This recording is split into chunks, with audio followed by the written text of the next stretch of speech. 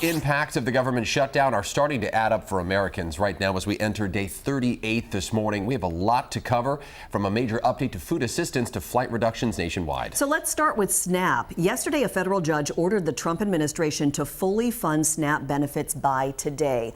This after the USDA, the agency that runs SNAP, said it only has enough in an emergency fund to pay out roughly half of the November benefits. The administration quickly appealed the order, so things are still in a bit of a gray area. The judge says without the funding, 16 million children are at risk of going hungry.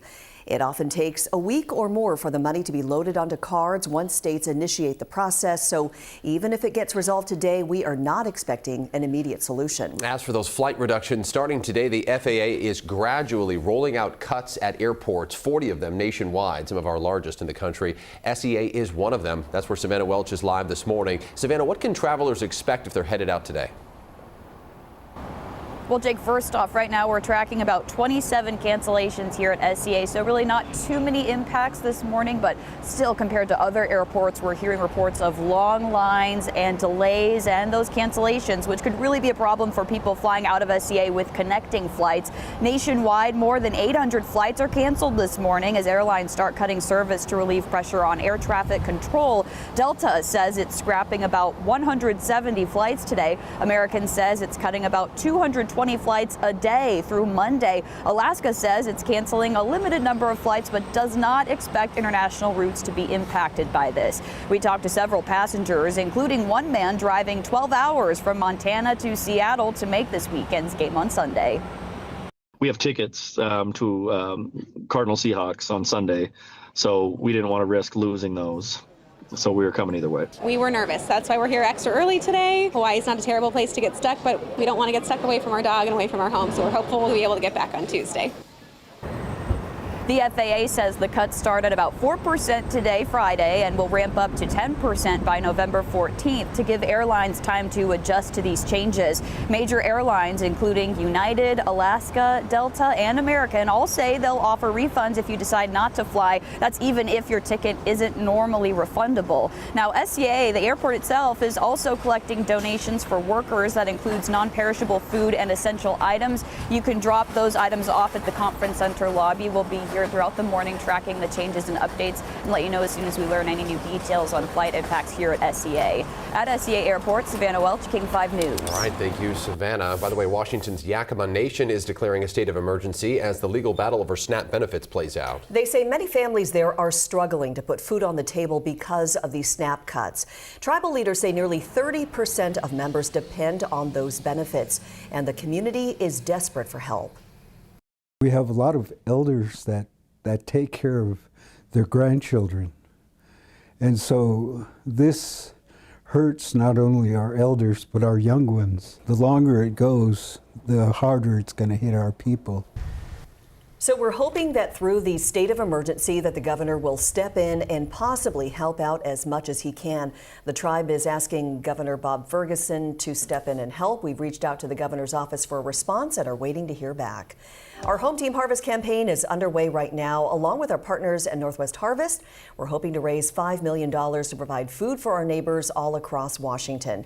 You can scan this QR code to donate or give directly at your local Safeway or Albertsons. Why is this happening? And I've had a lot of questions about the data. And I necessarily didn't want to give the data because some people might say, well, you're at 10%, it should be at 15%. Others might say it should be at 5%. It is not a science, it is an art that we're trying to deploy to keep people safe in the airspace. And we're trying to be, we're trying to prevent the pressure that we now see building in the system. There's a very easy solution. Let's open the government up. Let's pay our controllers and reduce the pressure. That's not happening. The Senate actually is going home this weekend. As many people here can't get home, the Senate goes home. They should be here every day, every weekend, every week trying to find a deal so we can open the government back up. Mr. Secretary. I'm not done. I want to talk to you about the data. So first, some have asked what's happened in the airspace. So a few points that we look at that are sending us in the wrong direction. Right? So number one, loss of separation. in the airspace. So that's the minimum distance we keep between aircraft to keep them safe. We've seen breaches, more breaches in regard to that loss of separation. We see more incursions on tarmacs throughout the country. And we have more complaints from pilots about stress from air traffic controllers and more complaints about the lack of responsiveness from controllers. So that data is going in the wrong direction, not in the right direction, which made us make the decision we have to actually take additional measures to reduce the pressure in our system. I want to make one comparison. I'm getting sniped at by some Democrats. I don't like it. I didn't put us in this situation. They did. We were here 10 months ago, and I want to make a comparison only in regard to this. The FAA didn't look at the data to say there were near misses in this airspace between helicopters and fixed-wing aircraft. They didn't see the data. We learned from that. So now I'm looking at the data and seeing pressure, and we're going to take action. The safety team at the FAA reviewed that data. The administrator looked at it. These are the recommendations that have come from the FAA safety team. But you want us to look at what we see with regard to data and make really good decisions to keep people safe. That's what we've done today. I think it's the right decision. And again, I want to hear from passengers. Happy, ready to take your questions or anyone else. How would you rate the airline's response, and what would you say to passengers who are frustrated with cancellations and delays? The airlines have been good partners. They don't love this. They're going to lose millions of dollars because of this. It's challenging for them to take down flights. And to those passengers that are upset, listen, call your Democrat senator. 14 times they voted no to open up the government. Those in the House that are sniping at me, they voted no to open up the government. And again, you can have votes. There's a process on how this is supposed to work in the Congress. Shutdowns are not the way you get your will in your way if you've lost elections. You introduce bills, you debate, you vote. That's what you do. And if you can't get what you want, you don't shut the government down and inflict this pain on the American people. Yes. At what point should passengers expect international flights to open? I'm sorry, what's that? At what point will international flights be impacted? So international flights are not going to be impacted, and there's a reason for that. I appreciate the question. We have international agreements that we abide by. And because of those international agreements, I'm not going to impact those international flights. And because if I do, what will happen is we have other countries that are waiting to have a breach of those contracts from the U.S. so they can cut down American flights.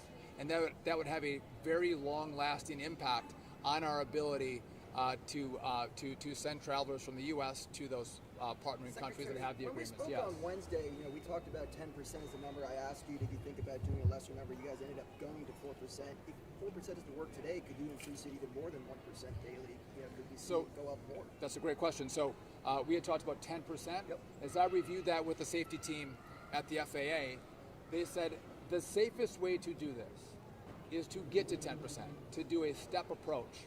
And do it, we're doing it at 4%, and then as you see, 4 days later we do 2 days later we do another 2, and then 2 days after that we're at 10%.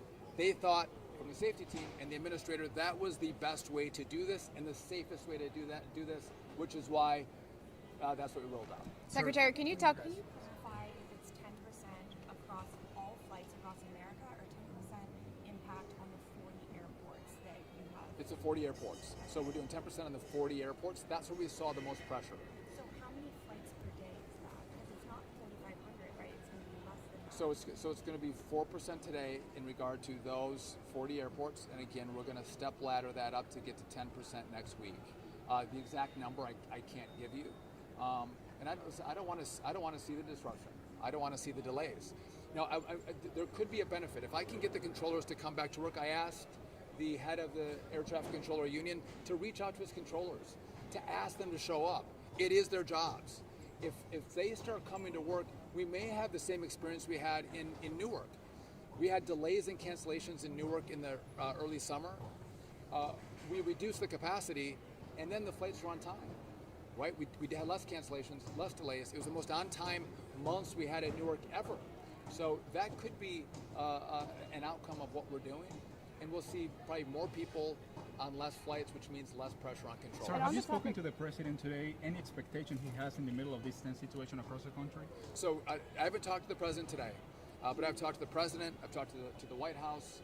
They're fully read in on what we're doing. And when I look to the safety team, the White House also looks to the safety team to help us make the right decisions, to do the best we can to keep people safe. But there's an easy answer. There's an easy answer. Open up the government. Stop this.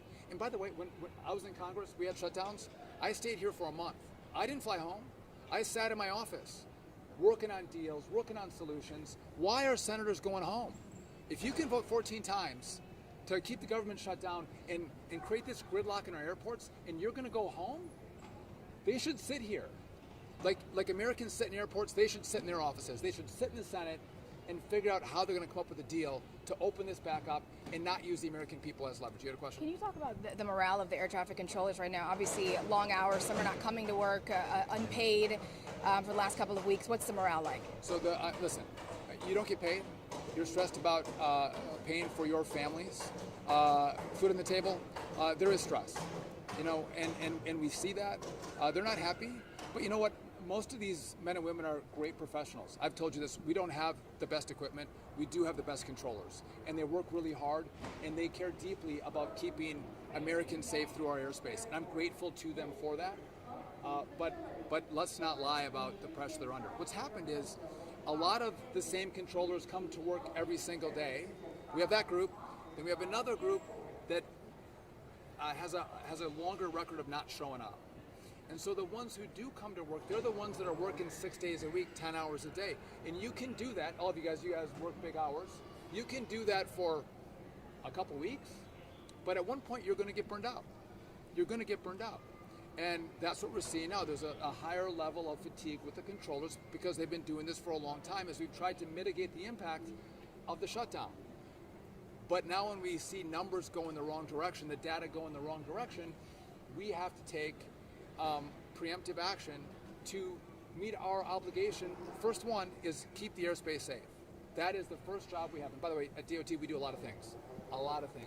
This is the most important, and that's why we're taking the action today. I'll do one more question. Even if the government does reopen next week, when could we start to see flights resume as normal? Could this spill into Thanksgiving and the holiday season? It's a great question. So if the government opens on day one, will I see an immediate response from controllers? No, the union is telling me it's going to take time to get them all back in. Okay, I don't wish this was the circumstance in which I was dealing with. So I imagine as we see the data change and more controllers come to work, we are as quickly as possible going to take these restrictions away. That's the best approach. But we have to look at how many controllers come to work and how long that takes after the government opens back up. And here's what's hard for us. It's not one tower. It's not one TRACON. It's not one community. One day it's LA. The next day it's DCA. Then it's New York, and then it's Orlando. It's not the same place every single day, but we do see these staffing triggers, which means more controllers calling in sick. And there's no rhyme or reason to it, which is why we are taking this action to reduce the pressure. And again, hopefully what we're going to do today is going to make sure the airspace is safer than it was as we go through this shutdown. And so my last message is I'm going to go talk to passengers. My message is enough. You've inflicted enough pain on the American people. I hope those who vote to keep the government shut down will come to an airport and they should introduce themselves to the travelers and ask them if it's worth it. Is their delay worth it? Is their cancellation worth it? And I think the resounding answer to that will be no. And so open it up and go through the process that our founders set up for us, which is debates and votes. With that, thank you all. I appreciate you coming on. Thank you, guys. Thank you.